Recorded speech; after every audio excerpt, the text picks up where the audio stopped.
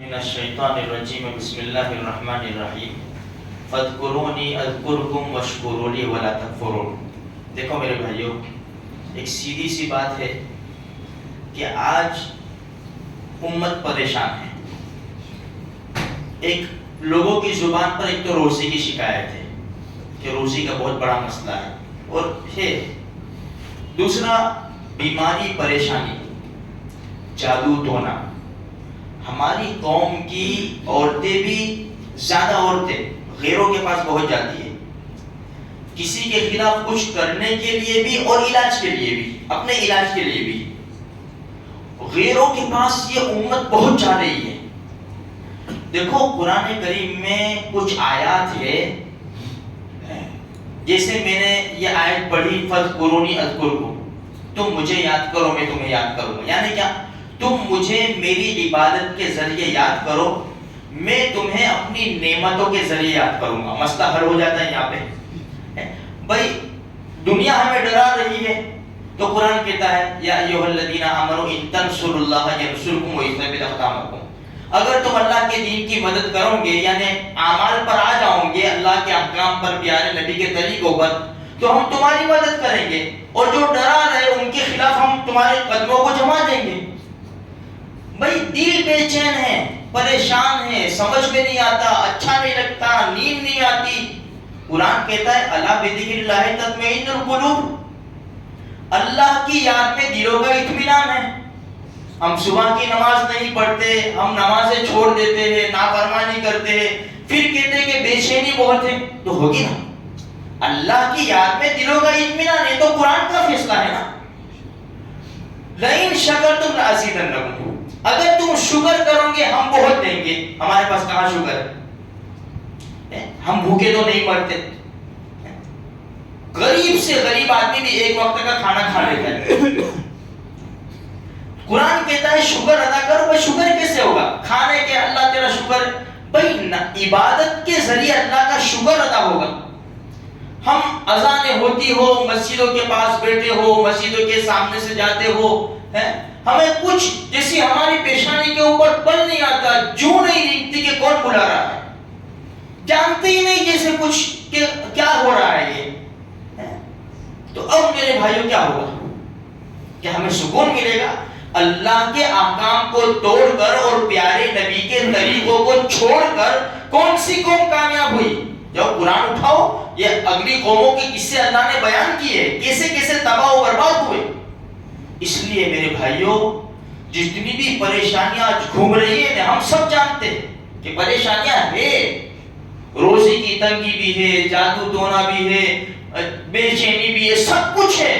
آ جاؤ اللہ کے قرآن کے اوپر، پیارے نبی کے طریقے کے اوپر۔ دیکھو ایک چھوٹی سی مثال، بھائی روزی کی تنگی، روزی دینے والا تو اللہ ہے، اللہ دینے کے اوپر آگے کوئی بند نہیں کر سکتا، بندش ہے نہ یہ نہ وہ۔ جب اللہ دینے کے اوپر آئے کس کی طاقت ہے؟ اور جب اللہ روکنے پر آئے کون دے سکتا ہے؟ سارا نظام ہمارے رب کے پاس ہے۔ دیکھو اللہ کے رسول نے ایک بڑی اچھی بات بتائی۔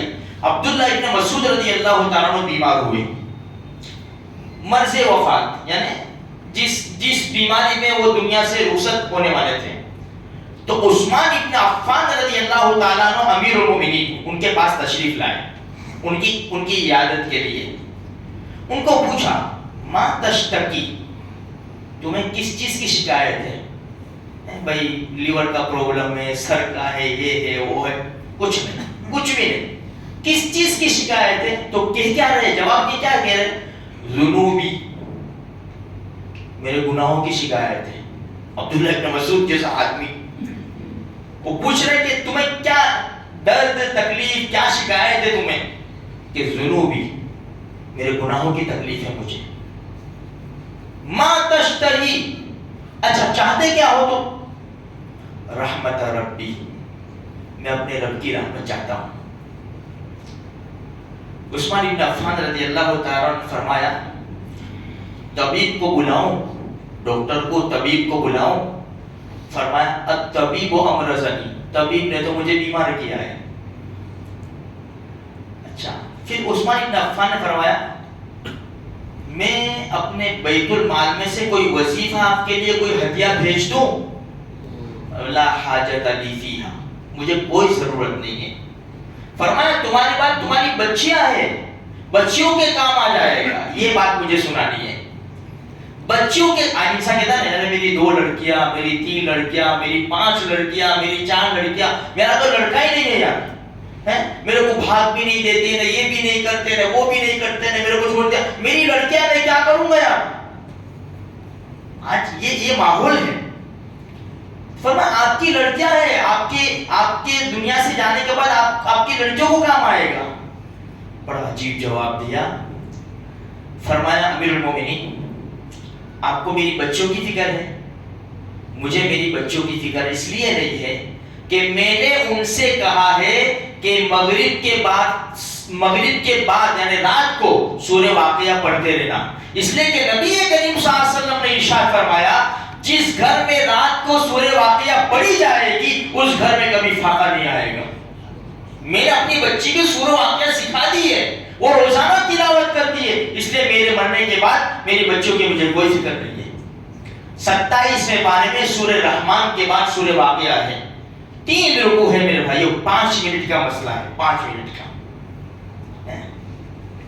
مغرب کے بعد سے لے کر سونے تک کبھی بھی پڑھو تو انشاءاللہ ایسے زبردست حالات کے اندر لوگ شکایت کریں گے اور ہم اللہ کا شکر ادا کریں گے. میرے رب کا احسان ہے مجھے اچھی طرح روزی مل جاتی ہے، حلال روزی مجھے مل جاتی ہے.